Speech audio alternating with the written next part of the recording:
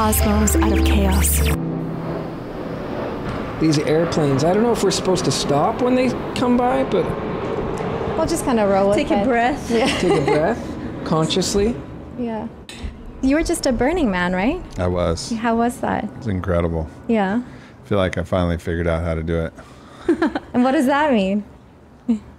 There's different layers to Burning Man, almost like you can access different dimensional realities, and depending on your own frequency, you actually unlock different aspects of Burning Man. And I think I was able to kind of unlock a new frequency that allowed me to just explore the real wonder of what's possible there. Wow. Whereas you're always going to have a great party and you're always going to get some things no matter what, but there's just levels. There's levels to the game. And this was like this is a much different level. Wow. How many Burning Mans have you been to? This is my fourth. This is your fourth now. Wow. Huh. That's really, really cool. Yeah.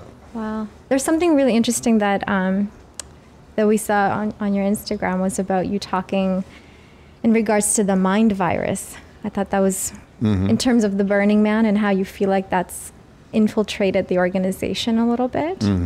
That really, I mean, connected to kind of how we feel a lot of organizations have been infiltrated. Yeah. For sure. Yeah, I mean, we fly into, Burner Express, Burning Man Airport, which is just an airstrip in the middle of a sunny ass, salt-baked flat. Right. And it's an outdoor airport where they're just checking our bags. We walk in and they're like, you need to put on your mask. I was like, why? Is there a dust storm? And they're like, no, for COVID. And I'm like, what? On the runway? Yeah. Like outside on the runway in the sun going into Burning Man, where clearly you just share every drink you have and you're partying with 80,000 people. And it was like, what type of theater are we doing right now? Like, it just feels like this strange placation and strange theater.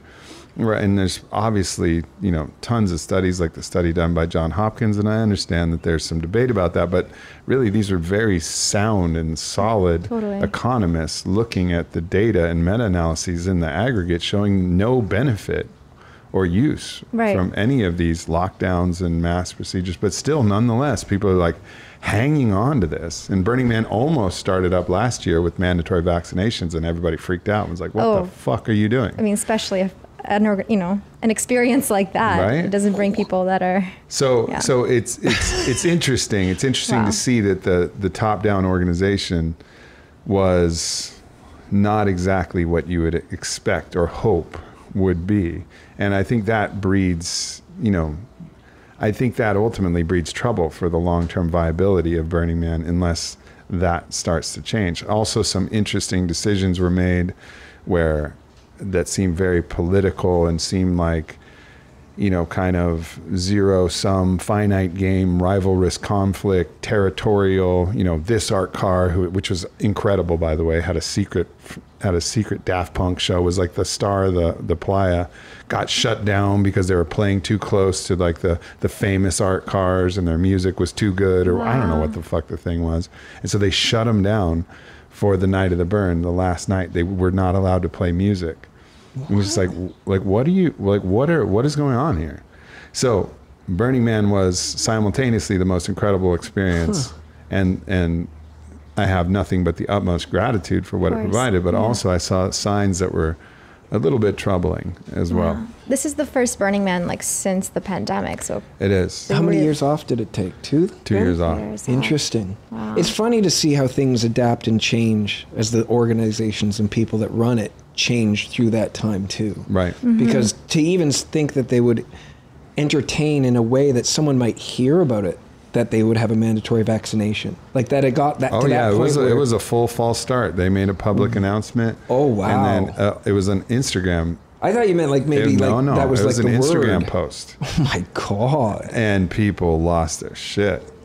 You'd think that's just the last place. Well, you'd that's imagine. exactly. Yeah, exactly. That's wow. That's like. there's so many things are changing, and it's just like people are still not adapting to the understanding of the time. Like COVID still exists, still here, everybody. Like, for example, I was just in Green Bay. One of my best friends in the world is Aaron Rodgers, who's a quarterback for the Packers. And obviously he made, a pretty public stand last year about not getting vaccinated, and he got all kinds of shit for it, and everybody was against him. And then fast forward 1 year, in one of the football games, 5 of the players had COVID and were just playing because the NFL doesn't care anymore. Oh my God. Right? Like, it's not, it's just like, oh yeah, this is just like a regular cold. And we're not gonna, and look, that doesn't disclaim all of the challenge and trauma that people experienced who had it. All of that's real. I'm not denying that, but it's just the way that people are looking at it right now is so different. And people aren't going like, what the fuck? Well, especially I find that in the beginning, and I remember we were in that position when they were like COVID, right? You thought it would be some kind of like apocalypse is happening. Like you're seeing people in China dropping on the streets, and like, I have to say at first I was scared too. I'm like, what the hell is, coming our way? But then as things progress, and I mean, we've had COVID a few times now, Yeah, me too. But I feel like right now there is like something that really, that's why I feel so connected to those words that you said, the mind virus, because I truly feel like there's no longer a virus like we thought it was, but the virus of the mind exists because there's so much fear that is still. We come from Canada. We're still wearing masks on the plane. We're still like, go in the airport, put on your mask. Like there's so much fear in people right now. There's still masks on the streets. Yeah. We went on a hike before we left, and people doing a nature hike on their own or with their partner are wearing masks. And it's just like, it's really sad. And that may never change. And that's the sad part. It's like people moving farther and farther from their willingness to live because of their fear of dying. That's so well said. And I think that's interesting because it's not that I don't blame them for the state of fear that they're in, but it breaks my heart. Like it affects me because... And that's the proper approach, right? Is like compassion all around. Like it's sad either way. And I think that's what people missed, and that was something that I noticed during the fever pitch of the pandemic, is that everybody was feigning compassion, but really there was none. It was almost like, you're not wearing masks, well, I hope you get COVID and die. And it's like, what the fuck are you talking about? Like if the basis of your argument is compassion, you can't say that. No, exactly. You can't be feeling that, nor can you say it's all about freedom and supporting people's ability to live freely, but those fucking sheep over there, totally, like you can't have either argument without actually deeply compassionately connecting to the other side. And that's something that I think was very quickly lost in the tribalism that developed, and it's actually the shadow side of tribalism that we really experienced. No, we noticed that too. In Canada, we had this, I don't know if you've seen it, we had like a truckers protest. Of course. Yeah. And we were in Costa Rica at that time because that's where we mostly live. But, we wanted to show support for our fellow Canadians in a way of just supporting the idea of mandating freedom. Because like, we're kind of like, we made this post on Instagram saying, look, we just want to come forward in a way of love and compassion for whatever side you pick, vax, unvax. Like we believe that every single person should have the right to choose what they want to do with their bodies. And, and so we kind of made like a supporting of this protest post. And like you're saying, the amount of hate that we received from like the online community and even like threats, like we had people message us like, I hope your baby gets COVID, and like all of these terrible things for us, literally just standing up and saying, let's all unite. Like everything that's happening in this world right now is trying to divide people. But even furthermore to that, what was doubly sad, of course, like you're expecting the hate, like you're expecting the negativity on the one side, but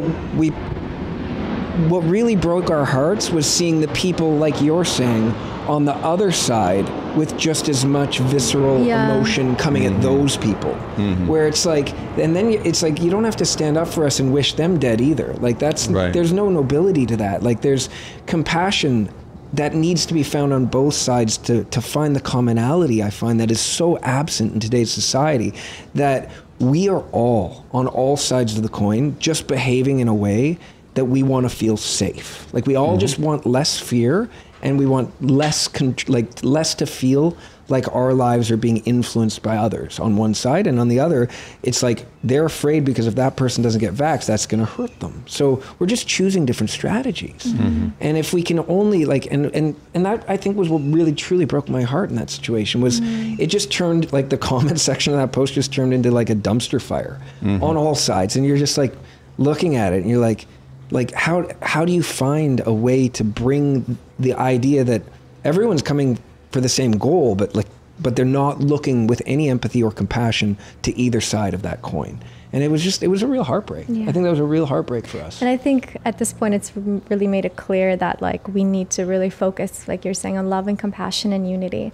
And that's something beautiful that we see in what you're doing with everything you're doing with, like, Fit for Service, and even the fact that you have, like, these yoga studios, we heard, like, by donation, Black Swan, like, that's amazing, because you're truly giving that opportunity for people to walk in the door no matter what their financial place is in the world, and practice in self-love and compassion. Yeah, I mean, it's, we're at a time between stories, and a lot of the old stories are dying, and, but they're tenacious, because there's a lot of people who are written into that story into positions of power. And if the story shifts, their power structure shifts. And so they're trying to hold on to the stories of the past. And new stories need to be written. And these stories are young, and they're still fragile, and they're still, there's a lot of edits to the new story of the new world that needs to be written, but we're starting to try and write it. And, I think that's, what I've taken as my responsibility, is to just pick up the pen through my own actions and through my own deeds and do my best to write the story. And sometimes it works out great, and sometimes it doesn't. We threw a 100% donation-based music festival called Arcadia through Fit for Service. And we had an unbelievable festival, unbelievable experience. Everybody had just 10 out of 10 experiences across the board. And then we opened up donations, and we recovered, less than a quarter of what we spent on the festival. So it was like, okay, well, the world's not quite ready for that story yet, and because I can't take $500,000 losses like this on, of course, on a regular basis. So we had to adjust the story and say, okay, there's going to be a donation up front, but you can get your donation back at any time, but we're adjusting and trying to figure out what's going to fit with the ethos. For yoga, it's worked out where, you donate whatever you want to donate, and it's still worked. For the music festival, didn't quite work out exactly that way, but it's still trying. It's still like going out there, trying to see what story will fit with the time, and probably it's just a few years early for that kind of gift donation model understanding of how we can change this very kind of strictly capitalistic dog eat dog, rivalrous conflict kind of story, which needs to evolve, because eventually, if the dogs keep eating the dogs, we don't have enough dogs to fight for the sovereignty and health of our world. That's really cool. It's interesting that it was such a success on one side, and that the story didn't support. But I like how you said, like, it's just not time for that yet. Right. Because there is to hear that is a 10 out of 10. Like, you had a beautiful festival, and that you tried that. Yeah. I think that's super admirable, because I think so many people would look at a model like that and just, based on a narrative that we've all been told, that you can't do that. Like, you can't do that's crazy. It is a little crazy, but because you're trying something new. Yeah. And I think that's really cool. And it's really nice to hear that, like, even though you took a huge loss, like, as you speak of it, you're still lit up. Totally. Like, that's I don't awesome. regret it at all. No, it's like that's like I don't regret it at all. That's really and fun. you brought cool. more light into the world too, right? Like Totally. the energy that you're creating with just people coming together and celebrating and living and celebrating the idea of freedom, especially after, like we were saying before, like, so, 2 years, we've all kind of felt very isolated and that connection and compassion been a little bit shaken from each other. It's so sweet. I mean, we can't live without it. Yeah. That's the thing. I was just watching, Dr. Zach Bush is, one of my favorite people on the planet. And I was just watching something from him. And in his lab, they've shown that when they isolate cells, human cells, because a lot of these studies are done on cells that are isolated from the body. And in his observations, all cells that are isolated from the body, his language is that they are psychotic. Like they're in this panic state of not understanding what their purpose is, why they're alive, where they are, what they're doing. They've been removed from the ecosystem, which is actually informing the intelligence of what that cell is there to do. And so a lot of the research and even the scientific models based on isolating one aspect and looking at that is a big part of the problem. And that's what a lot of Western medicine does, is isolate this one bacterium, this one virus, this one cell, this one person, rather than looking at everything collectively, how it all interacts with the entirety of the ecosystem and how our internal ecosystem interacts with the greater ecosystem. And only in that larger holistic approach do we actually understand anything with any kind of sanity. And I think that's another one of the stories that needs to be rewritten. Whereas instead of this just let's isolate and reduce everything to its smallest part and study that thing, we have to look at everything in totality. And that's another thing that I think was missed in the pandemic. It was like, all right, COVID is the only fucking problem. Let's lock everything down. Let's spend trillions of dollars so that we do lock things down. Let's mask everybody up despite the psychological implications, despite what's happening to, stress levels and how stress is the number one contributor to disease. Let's not look at anything. Let's just focus on this one thing. And, we're going to be paying for the consequences of those actions of isolating and myopically looking at one thing for a long time, especially economically amongst many other things.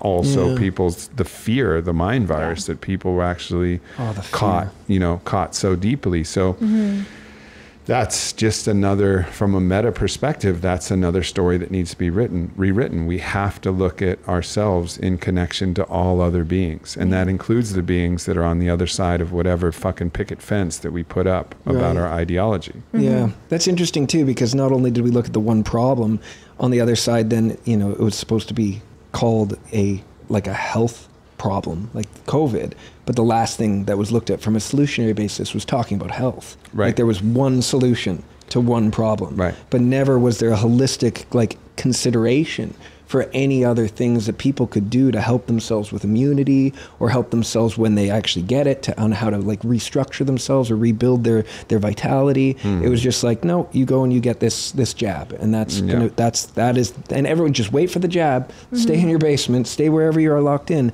and like a singular problem met with a singular solution. I think that what we're seeing now, and sort of how you highlighted this to come out, is it created the mind virus. It created this way of people just interestingly enough, like you said, a single cell, going psychotic. But do you feel like people are slowly starting to realize that and wake up? In everything that you guys are doing, have you noticed more people are coming to Fit for Service, events and the festival? Has the number started to increase?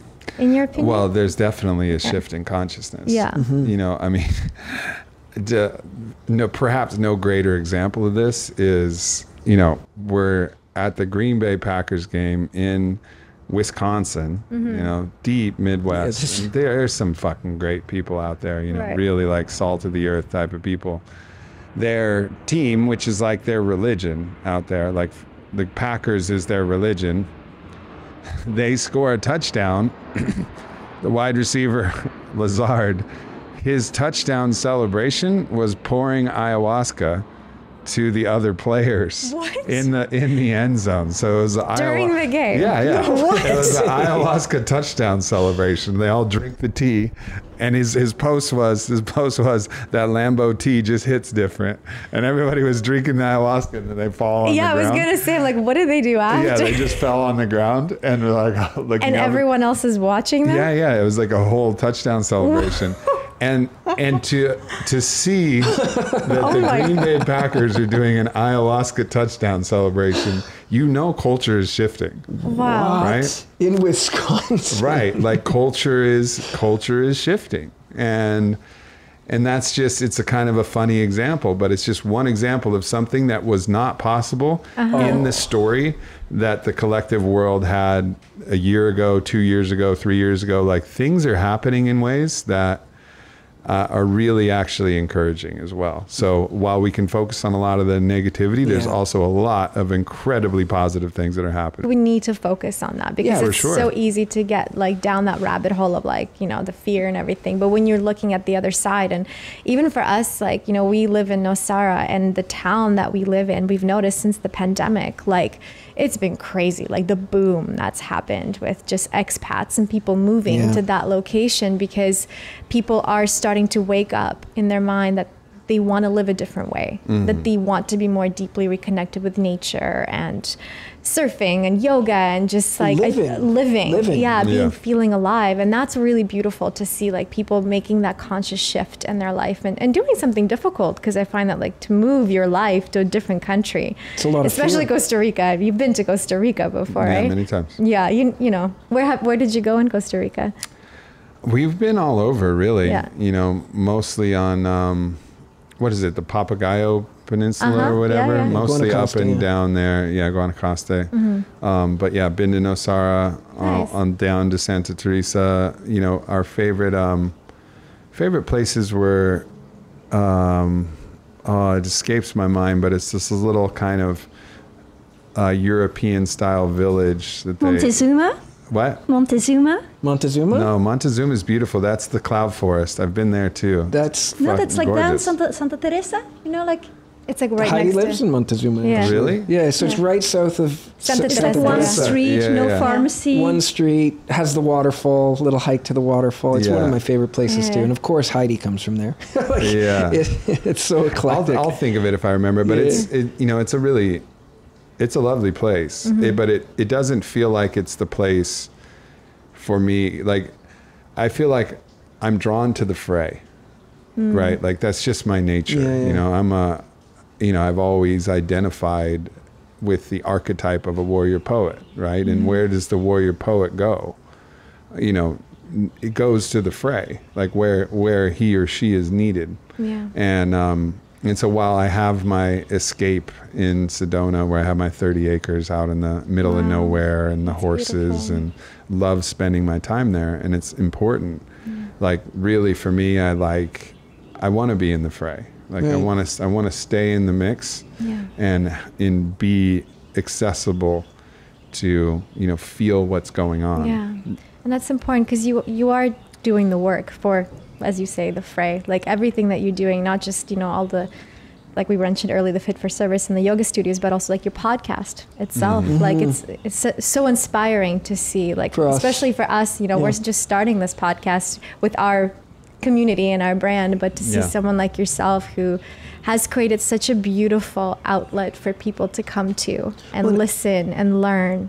And a space for conversation, which is, like, as we've been talking earlier, like, that's the absent thing, is communication for people, because they, like, behind their picket fence, they talk in their echo chambers and they don't want to listen to what someone that might not agree with them has to say.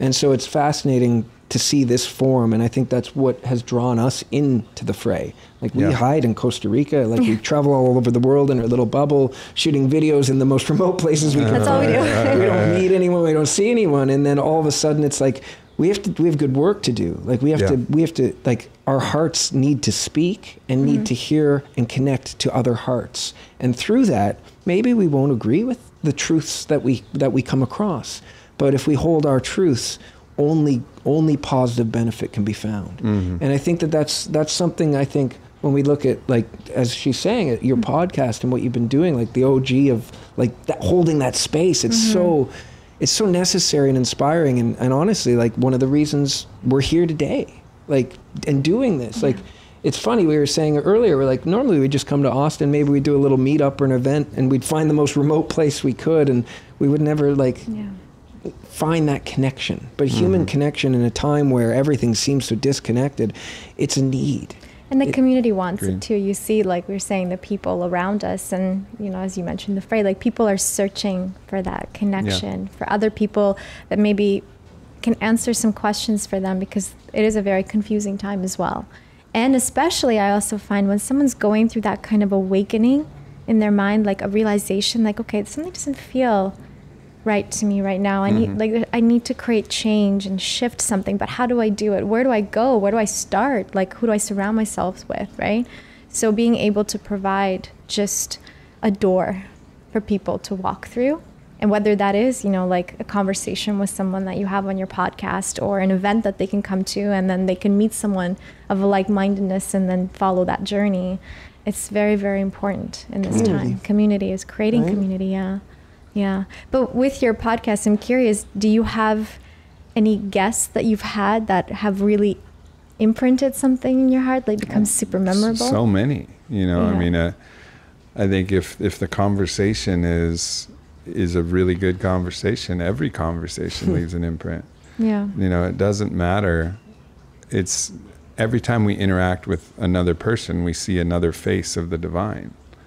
Really, if we're looking, you know, as if we all believe that we're different facets of the same infinite diamond, which I believe, then looking deeply through and into another facet, you get to understand the divine, which is also helping you understand yourself. So there are certain people who I particularly enjoyed. I mentioned one of them, Zach Bush, Charles Eistenstein, you know, Robert Grant's been a lot of fun to podcast with lately, Matias de Stefano. I mean, that's a whole other ride. Thank you for that. He takes you on. That's a whole nother thing. But everybody really is somebody that I try to like see through into their lens and out through their lens to just understand myself and the world better. Right. And then, you know, there are those people like Matias where he's seen through many different eyes, which is like of many different times. I think we're really fascinated by your conversations with him. What was that like? What was that like? And how do you explain? Like, how do you like? I don't like that's. I don't even know how to frame it. Like, how do you explain it? Like, well, look, I'm exposed to all kinds of people and ideas that are very esoteric and very out there. And my default is heavy skepticism because I think most of the time, most people are full of shit.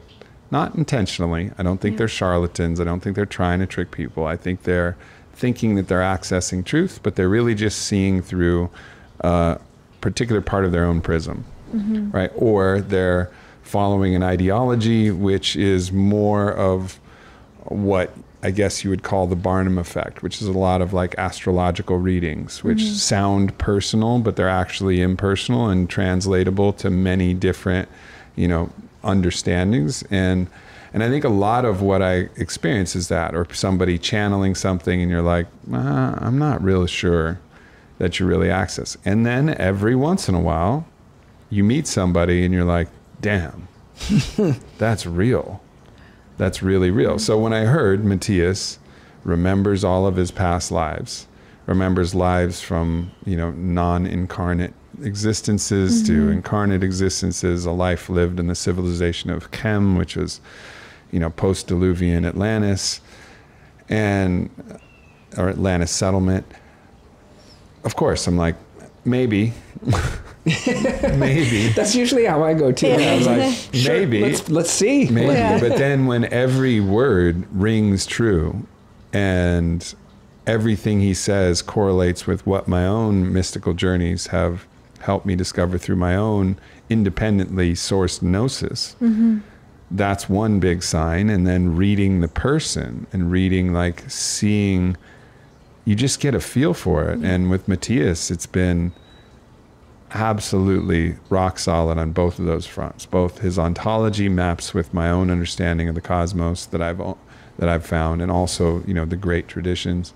And his person is the type of person of integrity and honesty that I really believe. So having access to Matias is like a cheat code that it's impossibly inestimable, the value of that, because he understands things that have been forgotten, and understands things that without somebody like him remembering would never be recovered. Wow. And he'll be the first to say that he's not expressing the truth, he's just expressing one perspective of the truth. But his perspective is a beautiful and kind of mind-expanding perspective. So I think we've done, 3 or 4 podcasts now, maybe 4. And each one has been mind-blowing, and no less mind-blowing are the small conversations we've had in between and other experiences that I've shared with him. Is there like a pearl out of it, like a moment where it connected for you? Or something he said that was just like that pivotal piece that unlocked something? Well, my first exposure was his 9-dimensional model of the cosmos. And it mapped very closely to the shamanic model. I think the very first video I ever put out on YouTube was like about my journey to the 8th dimension. And it was during an ayahuasca experience. I actually show a little clip of that video in my latest documentary on ayahuasca. Called Dragon of the Jungle. Was that the clip with the dragons? Yeah, I saw that one. So I had already had, through my own experiences and through what the shamans had, kind of expressed to me, a 9-dimensional model of existence. But I couldn't articulate all the difference. It was very vague, and I was kind of figuring it out. So the first thing he dropped was this really tight ontology of 9 dimensions, with all of the geometry and the understanding of what type of beings were in each different place, everything. And it was really just mind-blowing to actually have that all spelled out in such a way, with such detail and such knowledge, that would take a lifetime of exploration to try and even get close to understanding. So that was the first thing. And then I think when I recognized what could be learned from the cultures that he'd experienced, because that's a really big picture cosmology, which is more interesting, philosophically, I suppose, rather than actually pragmatically. But when he talked about how they handled death in the civilization of Kem, where he was from, where at the time of dying, it was their belief that their objective was to bring the vibration of the individual to the highest maximum state, so that when they transitioned, it would be a seamless transition, because they're transitioning to a higher state, position in the non-incarnate space. It's super high vibration. You don't have your pains and your traumas, and you're seeing clearly, and you're connected to the love of the divine, the cosmos itself, Shekhinah, if you will. And so what they would do is they would bring in sensual massage and the sweet smelling oils and the burning the incense and playing music and laughing. And that would be the final hours or days as someone was transitioning, was this wildly erotic, gorgeous celebration designed to bring someone into the highest state of pleasure and joy, so that when they transitioned into the place of bliss, it was a seamless transition. And I was like, well, we're doing that exactly fucking backwards. You're kidding me. Holy shit. But it makes so much sense. It makes so much sense. Of course it does. Oh my and so you read, and you're like, God, how did we miss that? Like, how did we get that so wrong? And why is it in hospitals? This is like a solar experience. I know. A solar death. Yeah. I really like that. Well, the idea too, I find that when we die, and that's kind of how I see it, like we're joining with what is the divine, what is the source? That's love. That's unconditional love. That's everything that creates, that comes from love. So why wouldn't we, it makes total sense, as you're saying, like why wouldn't we bring ourselves to that place in our hearts where we feel pure love, whether it's through different techniques and tools, instead of the opposite way where you feel alone and in a clinical and afraid. Yeah. And, and fear. Yeah. In clinical. In clinical and fear. Yeah. Wow. That was a really nice moment. Yeah. Just even hearing you explain from him, I'm just like, it like literally just goes and just connects something that I've never ever considered Same before. for me. And it's almost so obvious that you think of yourself like, I should have thought of that. Right. But nobody did. No, that's right. You know? But you guys recreated that with the birth of Xavier. Well, So the coming into life is also like an important passage, Right. and that often happens in hospitals as well. It does, yeah. We've been very passionate about talking in regards to conscious birthing. Is when we just had a son. He's a year and 8 months now, and I home birthed him at home. And it was very important for me to at least set that intention to be able to become as close to God as possible. Because I truly feel like when you're birthing a child, like there's literally like the energy of creation is coming through your birthing life, through your own body. And so you'll never be as close to God as you are at that moment. And I find that in our society and the fear that they put on women, like you have to go to the hospital, you have to get these drugs put into you so it numbs the pain, but the pain is part of the initiation of coming into motherhood. And so to me, I really wanted to go through that experience to feel it. And to me personally, it was like a psychedelic, insane experience. I'm sure. To birth, without any sort of interventions. And yours wasn't so regular, like, meaning the duration of time of your initiation was also, like, it was a 34-hour labor. Yeah. But handled with grace, and as the warrior in you presented itself, to witness that from the side was like one of the most inspiring and beautiful things I've ever been a part of. And to have that position to see, so, like when she turned to me and was like, no drugs at home, like we're gonna, like laid out this plan and was like, this is how we're gonna do it. And I was just like just the humbling feeling of being next to somebody who could see it with such clarity. And then kind of like what you just did there, like there was just like, of course, like why are we doing it the all other way? apprehension, everything would be like, why would it be any other way? Of course, like sometimes it is necessary because in birthing, same with death, right? It's good. It would be good. If I intend to do that too with my wife, Ilana. Yeah, you guys want to have kids? If she's up for it, obviously this is her choice. I can't say, but that would be my preference as, kind of the whatever contribution I have to that decision, of course. Yeah. However, I'd like to have an ambulance parked outside. And trust us, we did too. Parked outside the house, just in case. Especially with the first birth, like he was born in Costa Rica, and so we wanted to go to San Jose, a capital city, and make sure there was a private hospital nearby and that's what I was saying. I'm like, of course, you have this vision that you want to go through and experience, but you're also surrendering to a force that you're completely non-controlled. So things can go wrong, and medical intervention is important when it does become an emergency, of course. So that's why I don't want it to seem like home birth is the only way, because you have to be open to everything. But to come back to what we were saying, like the idea that these transitions that we as human beings go through, death and birth, it is all to kind of, we're reuniting with this energy of love and creation. And the more we can see it that way, rather than see it through the eye of fear and dull that experience, I think that's such a beautiful awakening to come to. Indeed. And it shouldn't stop there with birth and death. There's so many other important and absolutely vital aspects to our life. I mean, you talk about the power of the moment of birth. Well, what about every time that opens the possibility for conception? Yeah. Right? Like, and actually reclaiming the holy sanctity of sexuality in its entirety, in its rawness, in its vitalness, in its full fuck, in its full pleasure, in its full rapture. And this is something that I think is really another big piece, is so much of, religious dogma and other puritanical ideas that have crept in, even from industrialist work ethics, where work is good, pleasure is bad.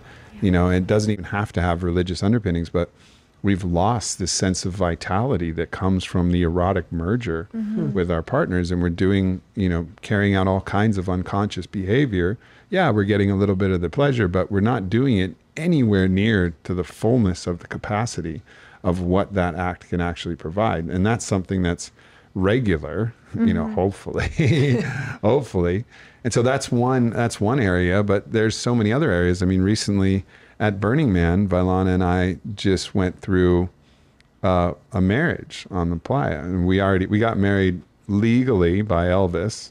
By Elvis in Vegas during the pandemic. We're not real Elvis, obviously, but you never know. Yeah, I know. The fact that I had to clarify that just shows you how strange my life can get on occasion.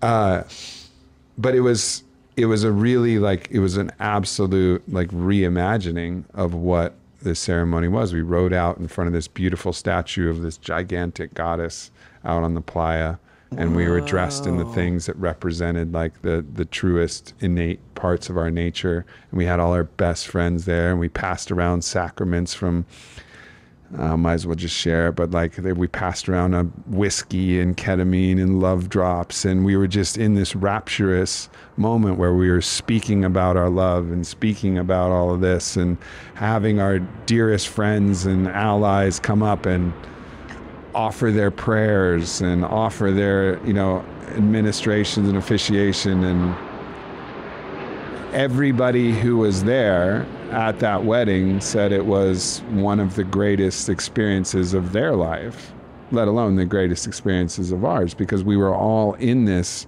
just rapturous love bubble together, free flowing. Nothing was planned. It was all from the heart. And it was unbelievable. It was this unbelievable experience. And that's, I think, because even marriage can be so sterile. Here's the point. Okay, here's where you cut the cake. Photo here. Oh, now you got to smear the cake on his face. That's what you do. So do that stupid thing. And then, okay, here's this. But there's some traditions that I think are rad. Like the daddy-daughter dance. That's special. Yeah, that's really cool. You don't need to change that. So you include what's good, and then transcend. And I think that's the model that we're really in. It's not like you have to discard everything. Include what's really special. You may now kiss the bride. That's a fucking moment. Yeah. We're going to keep that. And we kept that on the playa too. But it's about just really reimagining and rewriting all the stories about all of these initiations. Another one. I mean, you have a son. Oh, yeah. These rites of passage. Yeah. People need rites of passage. Totally. Men and women both. But I think particularly for men, women have a built-in rite of passage with birth. Yeah. It changes you for sure. Yeah. So that's the kind of built-in. Men, I mean, you can Peter Pan all the way to 100, right, without ever having an initiation where you ever actually feel like you've fully consciously stepped into manhood and earned it.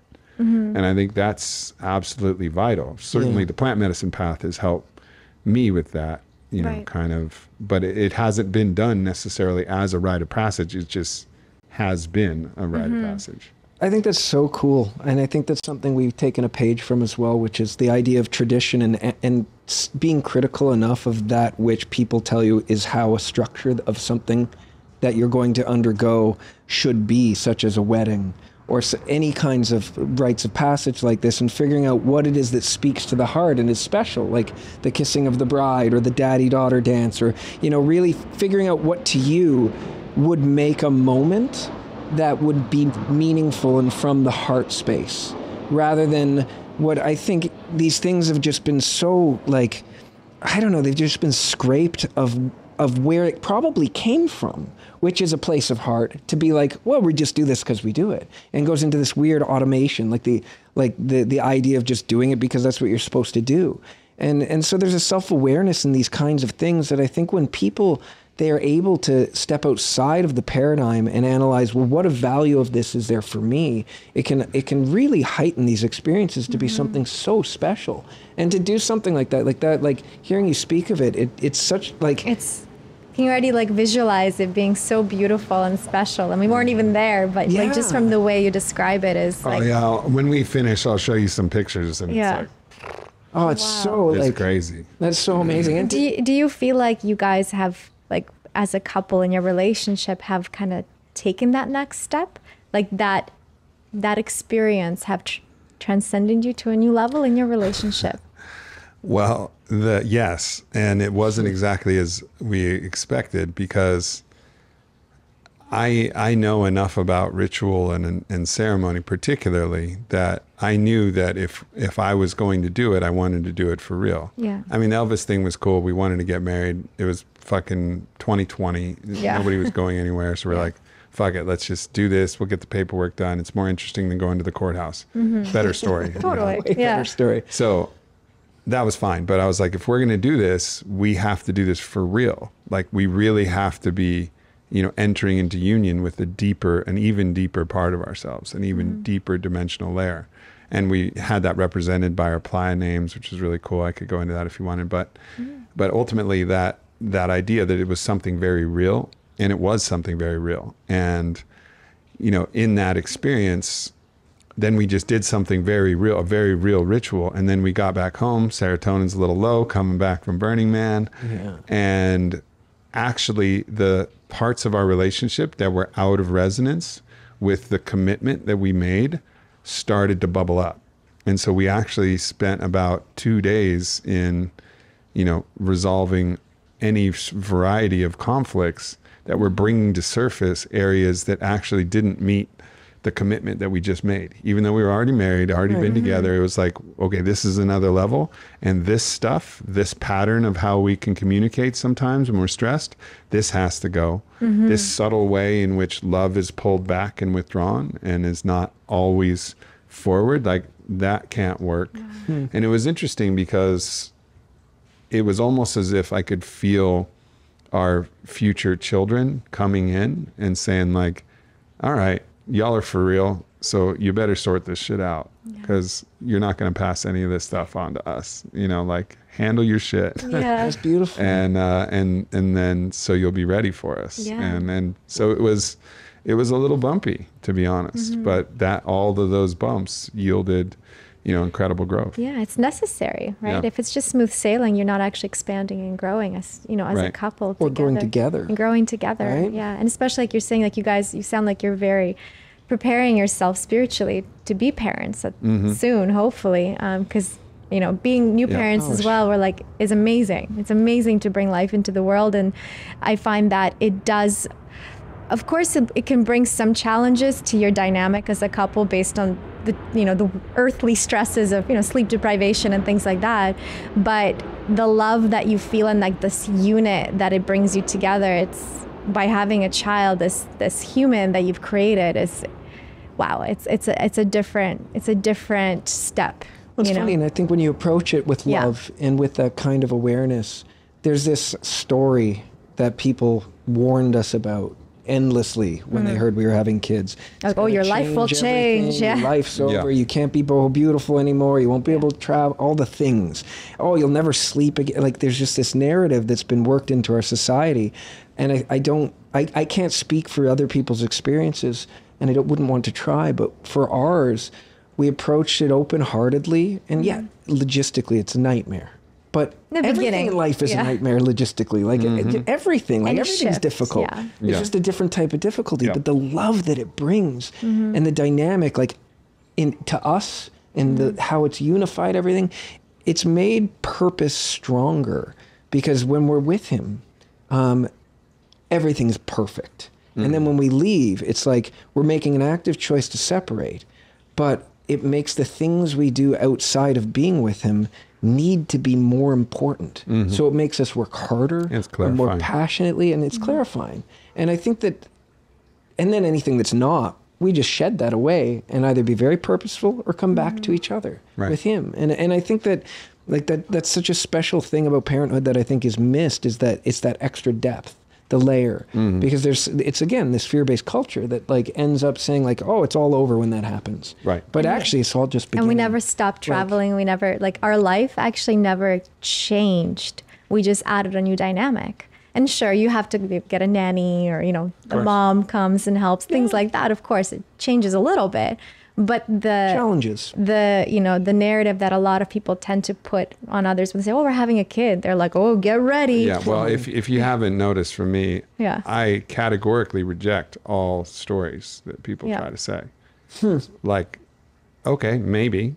But for me, it might be completely different. Yeah. You know, like, and then it's like, and maybe not. I don't think just because of momentum that something is true. And I think that's just part of the way that my consciousness works. And sometimes it is fucking true. Oh, totally. And it's like, my maybe turns out to be like with Matias. It was like, maybe. Yeah. And it was like, damn, 100% right. Right. Wow. Yeah. Who would have thought? Yeah. You know? And that's the way, sometimes the way with cultural stories. But when I look at raising the ideas that we'll have, 2 children, but who knows? The universe has a big say in this. Yeah. Mm-hmm. And when I think about it, I think about like, all right, well, let's look at the ways that most people do it now. And let's look at the ways that other different cultures have done it, other different villages have done it, other different ways. And let's just reimagine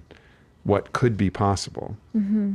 And I think that's something that's really interesting to me, is like really reimagining what's possible. And one thing that inspired me from that was Aldous Huxley's book, Island. And I don't know if you guys are familiar with Aldous Huxley or the book Island, but it's this kind of his version of a utopian clash with dystopia. So utopia clashing with dystopia. This guy shipwrecks on an island, and island of Pala, and they just do things radically different. And the way that they raise kids, and the way that parents and parent-child relationship is just radically reimagined in this island. And it's more of the village raises the child model. But he goes into specific detail about each one of the different ways that the model has shifted, and how important that is psychologically. Because one of the challenges with the single mother, single father raising one child dynamic is that the child projects all of capital M mother onto the mother, and all of capital F father onto the father.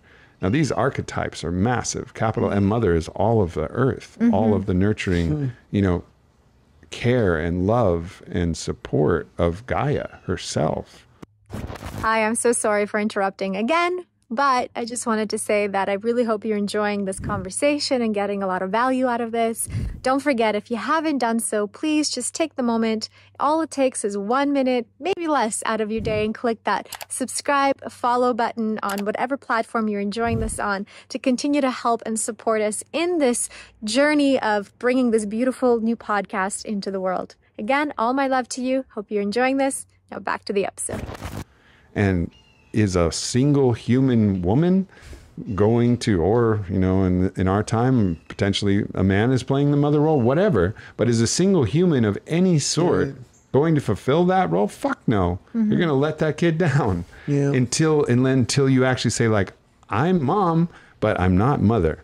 Right. Like, here's your mother. See the blackberries growing on that bush right there? That's mother. See this water in the stream? That's mother. See this, meat on your plate? That's mother. Yeah. And mother's always caring for you. See the sun? It's mother. Yeah. And then you want to know about father. Like, father is this force of life that's animating your body. It's the thing that you cannot touch, that makes you who you are and what you are. It's these first principles of the cosmos that we're all abiding in.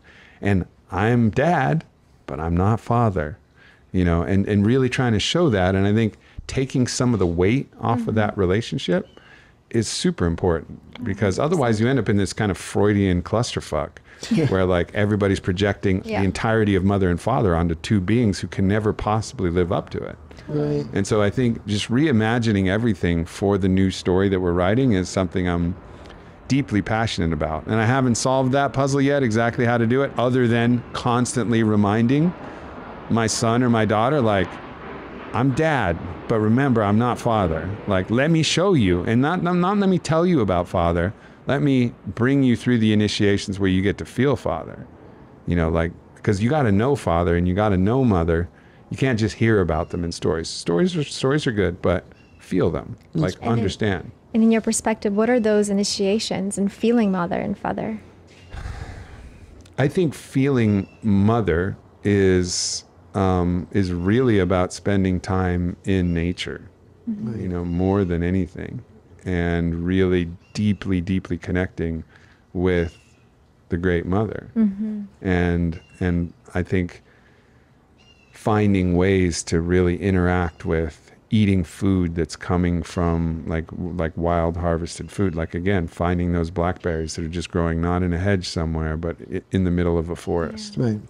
You know, and understanding that, and That's like that's all you're eating that day. Or even if it's like, you know, I could even see this. So if you're eating fish or eating any meat, it's like actually connecting with the animal, and then actually being a part of the taking of the life of that animal, the cleaning of that animal, the preparation of it. So you actually see that you're actually just transmuting an aspect of mother, and seeing, like, being a part of the whole cycle, rather than eat your chicken tenders. What's a chicken tender? Like, you know, like, where did it come from? Complete disconnection. Like, complete disconnection. So it's like re-engaging back with that, I think, is probably one of the more important ways to feel mother. And I think there's almost psychedelic states that humans can get in, where they can transcend the individual boundaries of self, and actually transmit a version of mother through, like let me show you what mother feels like, you know. And so I do think there's a sacred role for humans in that, and sacred role for father. Let me show you what father feels like, you know. And so I think that's important. And for father, I think it's, you know, certainly with mother, ayahuasca could play an interesting role at the right time. It is really kind of the spirit of Gaia herself, and she like really helps connect you in a deeper way. And you do definitely connect with nature more, like with wachuma or psilocybin out in nature. The trees start to speak, and you start to feel the energy of the land, and the sunsets are mind-blowing. And so that's a good way. And father energy, you know, probably I think the clearest way to get there would be probably a 5-MeO experience, you know, when you're ready. I mean, that's a portal straight to Father God. Can you explain 5-MeO? So 5-MeO DMT, it can be synthetically produced, but it's typically harvested from the Colorado river toad, called Boho. It's because that's one of the scientific names for it. And it's milked, it doesn't harm the toad. They have these glands that produce it. And it forms this kind of glass, kind of like a shatter. And then you measure that out, and you vaporize the shatter, and you inhale it. And the 5-MeO DMT interacts with receptors that we have in our body and locks in place. And it takes you to a very somatic experience of being one with all of creation. So you merge with the feeling of really everything, all the love, all the pain, all the joy, all the ecstasy, all the sadness, all the laughter, all of it, all at the same time, is screaming through every cell of your body. I mean, the closest thing you can imagine is that moment of orgasm where everything just goes like your body is just flooded with pleasure. It's kind of the pleasure face of God. This is just a different face of the divine. And once you feel that, you know, I mean, I've been a part of many, many of those different ceremonies, and it's funny because when you feel that, you know something.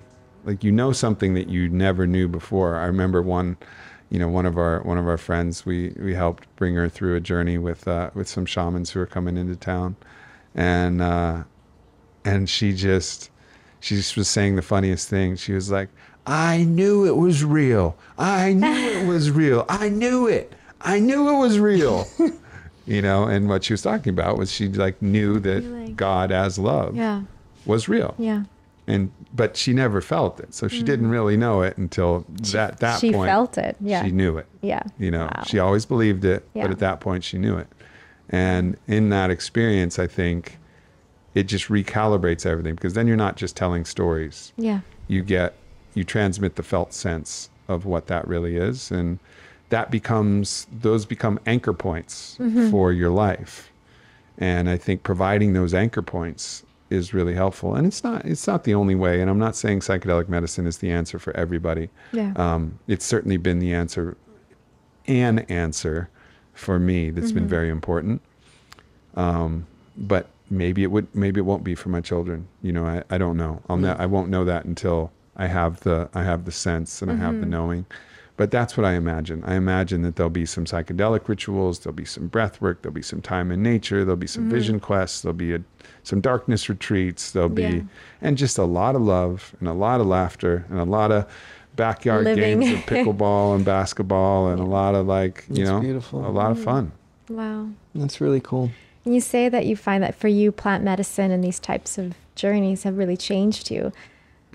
What do you think has died in you and rebirthed through these experiences? It's a million times. Like every time something dies and something is reborn, it's almost like it melts, like we'll very quickly get stuck in a invisible box of our projections of a person, our understanding of something that happened in the past, our view of the world at large, and we won't know that we're looking through a looking glass. And then the plant medicines, they just remove the looking glass and you see the truth and you go, oh man, like, I forgot again.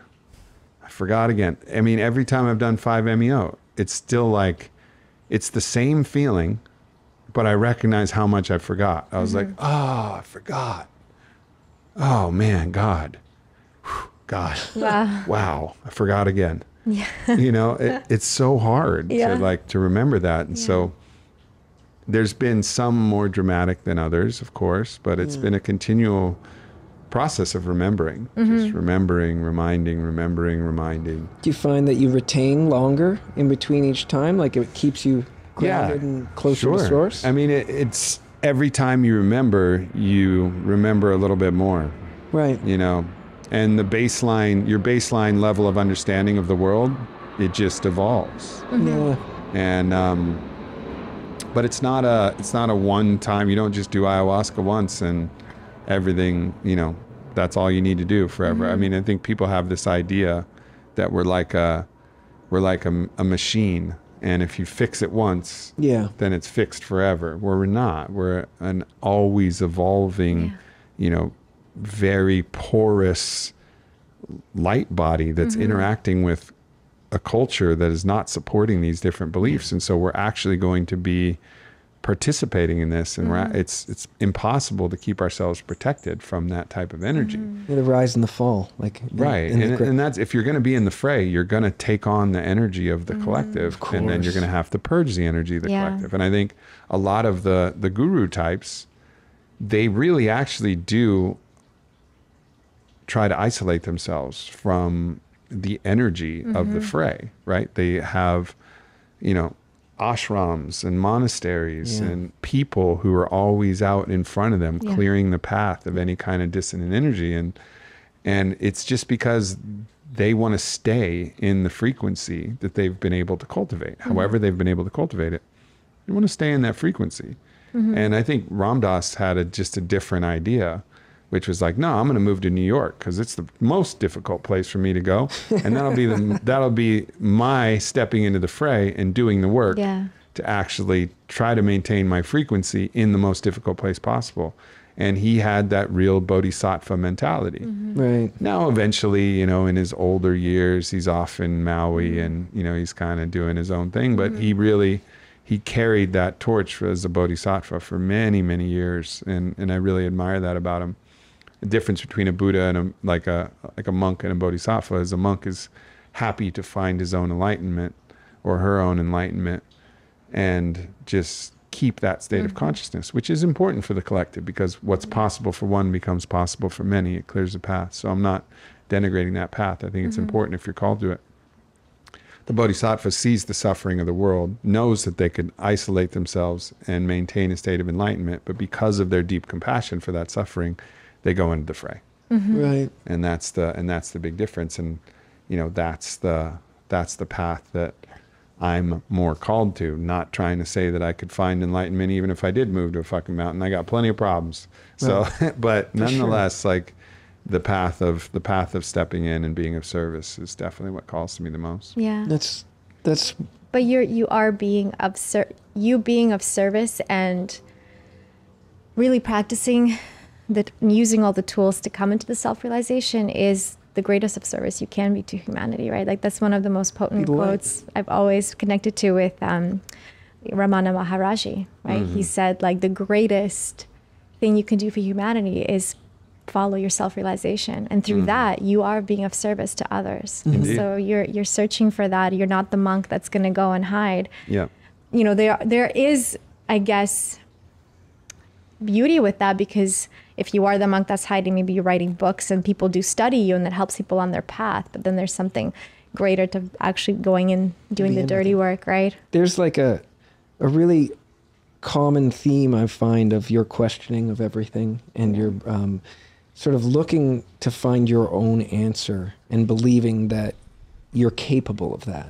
Yeah. And you know, we've recently met, so I only know from the outside looking in, but it seems that you've lived a great life of determination, which is equal like a level of manifestation. And you know, from a mirror, I think I see that in you, because we have also in a lot of ways like tried our best at believing what is possible and then trying to actualize it. It never actualizes the way we think, but whatever is meant to be comes too.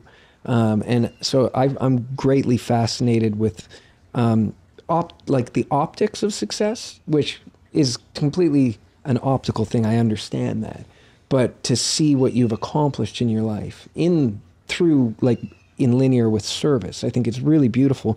And do you feel that you have not mastered manifestation, but do you think that manifestation has played a role in the life that you've created for yourself? I think the longer I go, the less and less credit I start to take for the things that are happening. Right. You know, at first it feels like, oh, it was all me. You know, I dedicated myself and I worked hard and I thought about it and I envisioned it and I did it all. And it's true and it's not true. Yeah. And there was always a guiding force, an unseen hand whispering in my ear, you know, about where to go and what to do and what was important and what wasn't. And I just can't take all the credit for that. You know, I think in my own, you know, study of the lineage of the wisdom of Solomon and the deep Kabbalistic, you know, wisdom traditions, we would call it, you know, Shekinah. So we would say like, she was there, you know, she was there every step of the way guiding me. I mean, even... So as I mentioned, you know, before, one of my best friends on the planet, a person who I know will be a brother till the day we die, is Aaron Rodgers. And we super serendipitously met when I was podcasting with his girlfriend at the time, Danica Patrick. Interesting little discussion there. Kind of kept in touch. And then last year, and probably would have never really made the step to actually connect, but last year, I watched one of his games. It was an amazing game. First of all, I don't catch a lot of football games, you know, but I caught that one, which was also coincidental. I can't take credit for that. It's not like I'm going to watch the Packers game. Yeah. And then for whatever reason, I not only watched the game, but I stayed and watched the post-game interview. Never do that. Why did I do that? I have no idea why I did that. I never do that. The game's done. That's it. That's what I'm there for. I'm not there for. And they interview Aaron, and he just looks at the camera and he has a look, and he has the look of the warrior poet. And I recognize it. And he goes, "Isn't this game romantic? Isn't this game romantic?" And he just kind of looked out at the crowd, and I was like, "Whoa!" And so I shared that, and I just hit him up, texted him right away. I was like, "Yo, man, like that was." I saw it, like I was looking at that, and you played like a warrior poet and you spoke like a warrior poet, and I just want to acknowledge that energy. And that was like the exact right thing to say at that exact right moment that ended up opening up the entirety of our friendship, a friendship that'll change both of our lives forever. So do I get credit for that? Sure, I guess. Kinda. But somehow things aligned, right? Things aligned. Yeah. And in all of these different circumstances, yes, I had a choice. Yeah. But also I was always being guided. And Burning Man was another great example of that. It's like every single thing, all of these ideas and everything, it was just about really listening, and magic, just absolutely magical, coincidental things would continually happen as soon as we found the right timeline. Wow. So a lot of it is like, how deeply can I listen? How deeply can I be true to like my intention and what I'm doing? And that feeling of being in truth and being at one with the cosmic urge, that deep, pulsing, throbbing desire of she, capital S, she, Shekinah, that gives you a lot of faith when you start to understand, how much influence those forces have. Wow. And I think that's the position that I'm in. So I see the future where I step in the lineage where it is tekufot, which is like the sacred audacity of one who knows that they are acting in accord with the universe. And it's this deep, deep, like courageous messianic faith of like, no, I know that I am true in this, and that I am listening, and that I am humble, and that I'm going to move forward in spite of all odds because I have that faith.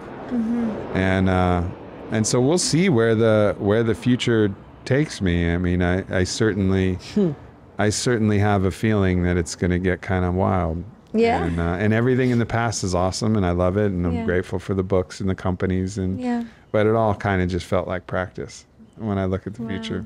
That's a beautiful way to look at it. Yeah. You're really, really trusting that intuition, which is so important. And I find that I feel like that intuition exists in all of us, but I believe the ego and the mind gets so in the way. Make a lot of noise. It makes so much noise that it clutters that connection to hear. And I think what's beautiful is that you're an example of someone that's really listened to that, and it's look where it's guided you, right? To really create and bring these beautiful things to life. So, and I must say to everybody, like, people are like, wow, Aubrey just has all of these attributes and skills, and I appreciate the acknowledgments that you guys have shared. And I must also say that I've had many times the least faith of anyone that I've ever known. That's right. Like doubted everything, every step of the way. It's all going to be fucked. I spent the first 7 years of running on it, maybe the whole time, honestly, thinking like next week is going to be the thing that's going to take us out. Wow. So let me prepare everything to make sure that is less likely. And it was this constantly like vigilantly observing and imagining the worst case scenario happening over and over and over again. And also still believing, believing that we were acting from, like, I always knew my intentions, and that's what always gave me faith. But like, it's not that I've had this perfectly perfected spiritual avenue, and it's not that I still don't fall into deep depressive periods where it's like, I don't know if I'm gonna be able to do anything, or if I can even still hear the voice of the universe, or whether it even fucking matters. And like, so wherever you are, don't imagine that there's just beings out there that just fucking have it all figured out, because we don't. We don't. We just don't. How do you get yourself out of that dark space when you do enter it, though?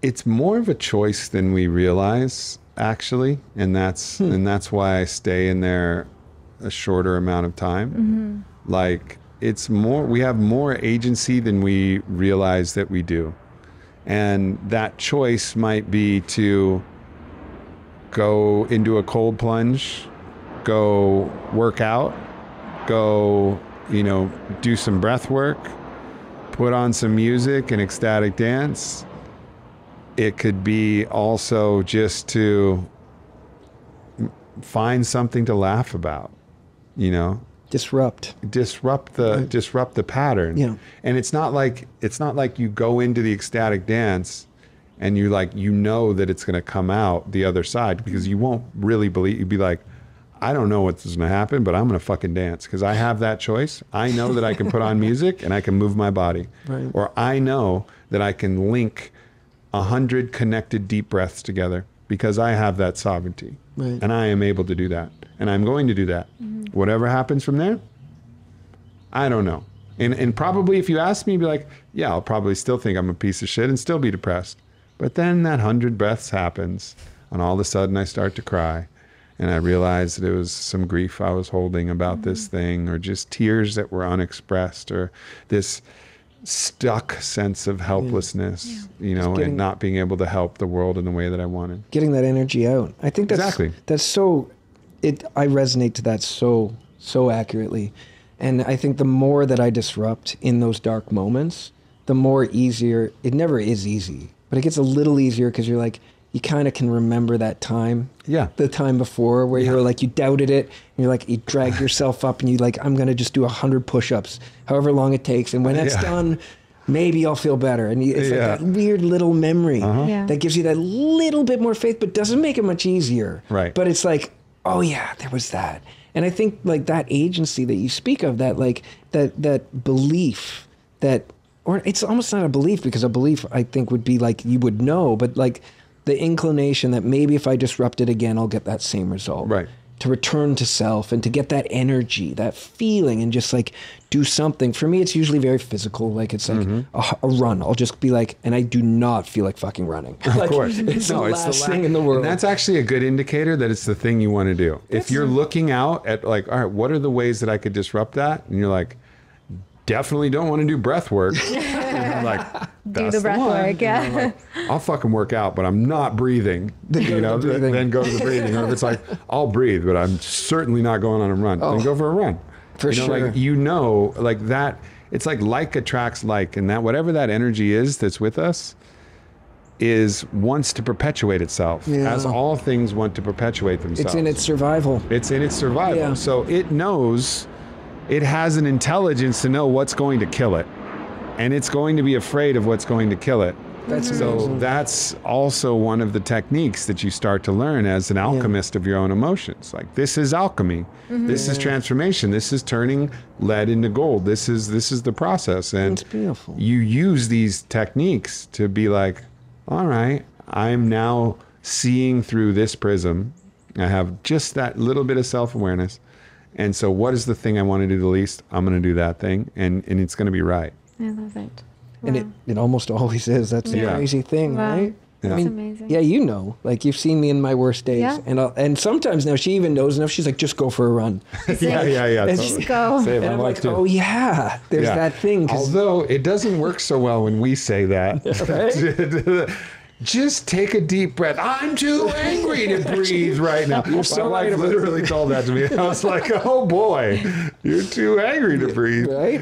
I relate to that. And that's obviously a generalization, but for sure. Well, it happens to Mari too. Yeah. You always like that. I relate 100%. Like, just calm down. Just no. I'll be like, get on the the energy mat. I is don't want to like get on my fucking mat, right? Just get on, and like then I just shut up. No, Well, I think it's also culture. I don't think it has much to do with a man or women per se, but I think culturally, part of what the frustration that women have is men have been telling y'all to do way too fucking long. Yeah. And so if your partner is a man and they're like, maybe take some breaths, they're like, fuck the patriarchy. You're like, I'm not the patriarchy. I'm just helpful, trying to tell you to take a couple breaths. Just being there for you, right? Oh my goodness. Down with the man. Whoa.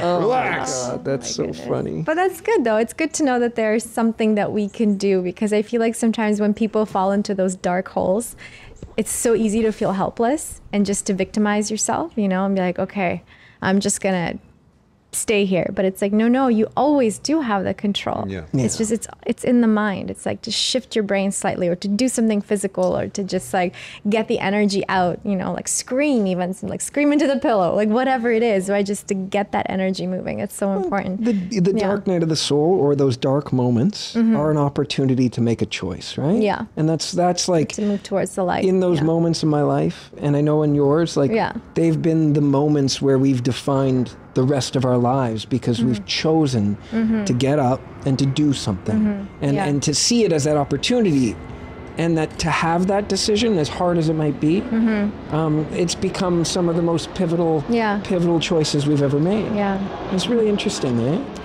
Yeah, and it's amazing that you're just kind of moving with that energy, and really opening yourself up to, you know, what the future will bring your way. But what does the future for Aubrey Marcus look like? It's a matter of listening. I mean, I think the world is evolving, and if you're actually really listening, then the needs of the world shift in real time, and also in accord to what you're actually able to provide. So I think it's yet to be determined. I mean, I think certainly I'm going to keep writing. Certainly I'm going to keep podcasting. Certainly I'm going to keep telling stories. Yeah. And but we'll see wherever else it goes. It could just be a measure of amplification, you know, where it's just the message continues to resonate with more and more people, or it could be a turn of some sort. You know, I mean, the last place I would ever see myself is politics, but even that, I guess it's possible. I mean, it seems like the absolute last thing I would ever want to do. Yeah. But who knows, right? Like in that moment where it's like, shit, you know, like we need to do something. Again, it's the last thing I would want to do, but everything in my mind is possible. I'm just going to listen, you know, and I don't know. The openness in that's beautiful. Yeah. And the spiritual and political, I mean, some of the greatest things that have happened in progressive politics have come from spiritual places. Yeah. And I think that the best leaders are the ones that are doing it because they know it's the right thing to do, and they're open to stepping in. I mean, that's the plague of politics now, right? People that are doing it as an opportunity rather than an obligation, or feeling of the heart. Right. And to bring heart into politics, hey, I'm not pushing you to do it, but hey, because it's a terrible area to get into. It's rough. Energy, like, but it is that feeling of like, if that's what the world wants from me, I will do it. For sure. Whatever the world is really asking, and I'm too open to listening constantly, and I think that's another thing that these plant medicines keep. They don't let you hide from yourself or the universe. Like you can't be hiding and go like do these medicines. It's like the voice is so loud and so clear and shows you all of the ways that the stifling of you living your dharma is fucking everything up. Like you just can't do it. And you can't screw people over either. Like all your justifications and all of these things, you just can't do it. It holds you accountable. Wow. And that's, I think, a real advantage of that. I think it's, you know, obviously I had a very long friendship with Joe Rogan, and one of the things Joe would talk about was getting really high and going into his float tank. And that would hold him accountable, because at that point he would look and be like, do I need to apologize? And one thing I love about Joe is when he feels like he needs to apologize, he will. Right. You know, and that's because of the accountability that he's, you know, his own practices hold him to. Because really that's really the only person that's going to hold you accountable once you reach a certain level. Yeah. You know, unless you have like a really good friend. You know, like me and Aaron can hold each other accountable because we don't need anything from each other. Yeah. But mostly everybody in Aaron's life, and even my life to a certain degree, there's something that they probably want. Yeah. You know, and that's okay, and that's all good. So we have a lot. I have a podcast. He's got fucking box seats at the game, like whatever the fuck it is, you know, there's like some other way in which people are going to be a little bit nicer than maybe they need to be and not tell you the real truth. Like, yeah, that was bullshit, you know, and we need that. But the plants, they don't care. Right. They don't need anything from us. Yeah. They're like ascended masters taking form in, you know, in the plant kingdom or the Yeah. fungal kingdom, they don't need shit from us other than to what the whole cosmos needs itself. And so that's, I think, one of the great things about this path is there's real accountability. And you don't always need plants. Like, go to a darkness retreat, let's spend 6 days like I did in absolute silence, absolute darkness, absolute isolation, and you don't need any plants. Like, you'll run out of self-justification real fucking quick. Wow, 6 days? Yeah. Jesus. We have some friends that have done do that. Yeah, we have never done it ourselves yet, but that's wow. I think they didn't do 6 though. That's powerful. It was incredibly powerful. How many days did it take you to get a hold of something? Well, the first 2 days I spent mostly trying to solve all my internal problems externally. I was like, I'm moving. Charleston, South Carolina sounds good. It's a nice place. That's it. I'm quitting I'm quitting, finding someone to replace me in the company. I'm doing this and doing this. I'm doing this. And then at the end of day 2, I was like, actually, my life is perfect. It's exactly how I designed it. I wouldn't change a fucking thing.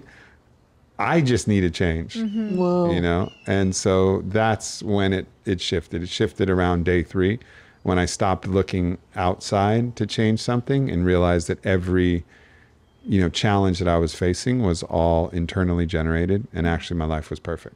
It's a beautiful universal concept. Yeah. You hear it in a lot of different ways, but to learn it, it takes a specific circumstance, I think. So it's really cool. Like, And to deny yourself all of the things that you take for granted. yeah. Like the first time I saw, I have a documentary out on my website, aubreymarcus.com. It's called Awaken the Darkness.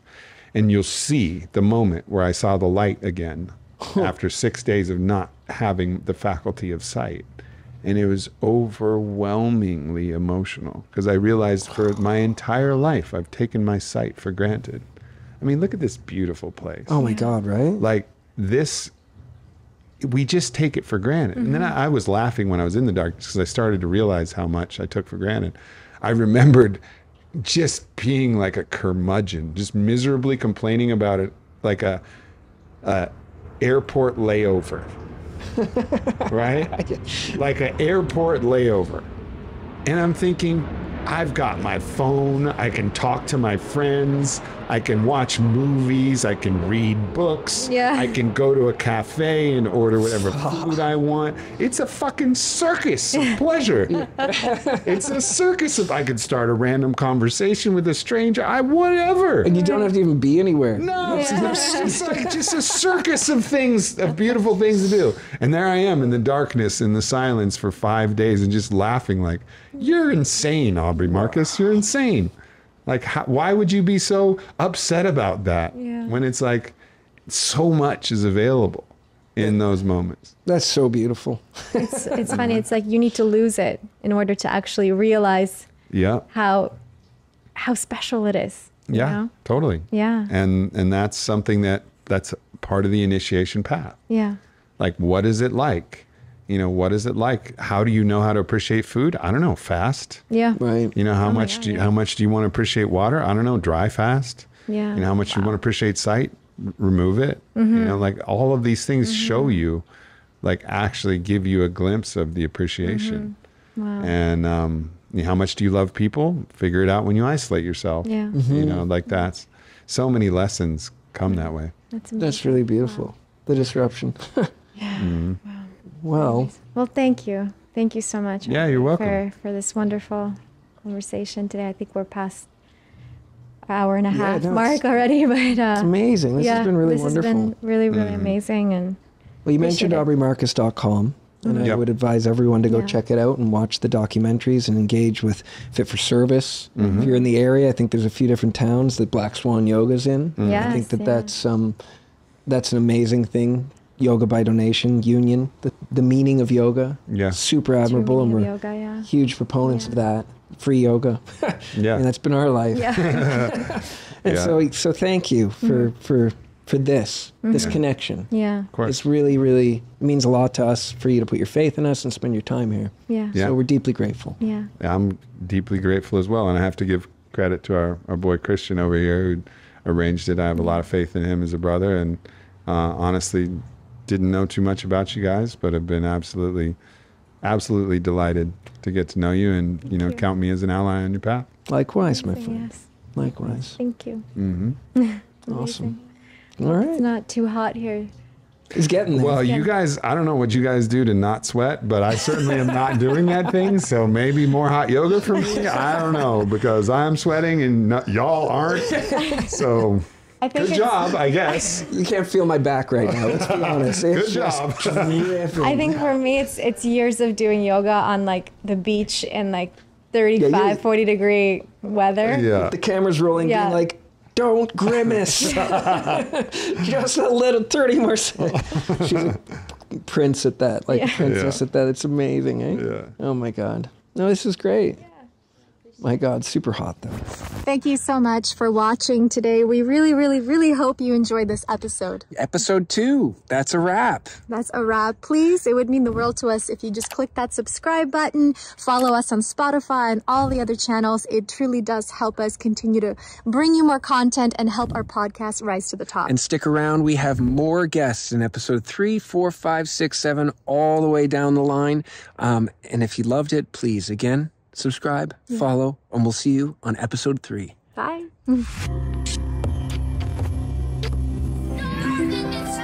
Creating cosmos out of chaos. Conversations to uplift, ignite, and explore. A basement podcast by the makers of Boho Beautiful. Unicorns, too.